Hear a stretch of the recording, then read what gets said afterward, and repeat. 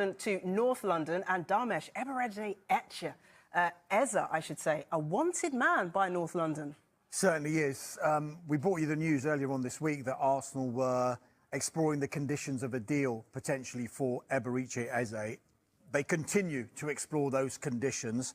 He is now emerging, we think, as a big target for Arsenal in this transfer window, and we think that's independent of any of their other potential recruitment in the forward areas, be it a striker or a winger or a number 10.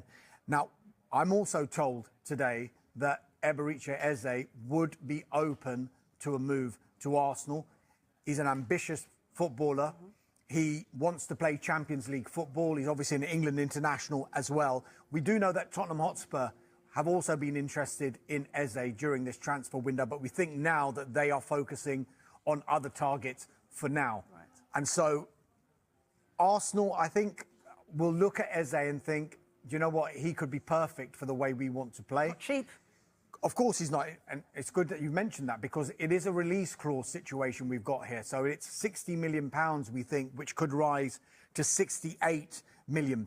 Now, it's easy for a club just to say, yes, we'll meet that release clause. And the selling club, in inverted commas, can't do much about that. But sometimes, even with a release clause, you can have a situation where a club wants to negotiate on that release clause, in which case, in this case, if Arsenal were to do that, they would have to approach Crystal Palace and say, I know the release clause is this much, but we would like to pay this much, and this is how we'd like to pay it. And that's not necessarily to pay less than the release clause, because the 16 plus 8 is something that would almost be guaranteed to Crystal Palace. Right.